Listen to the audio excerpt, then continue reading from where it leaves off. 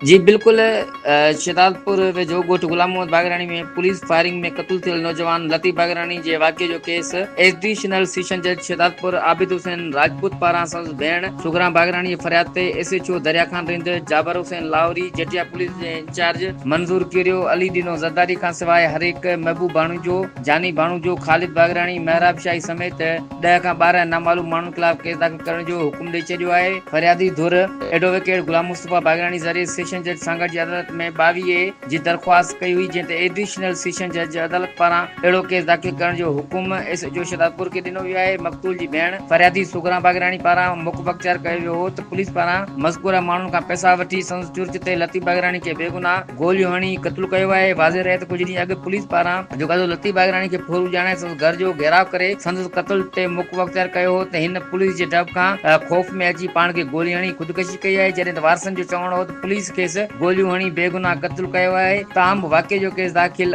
न थी सघियो हो। जी।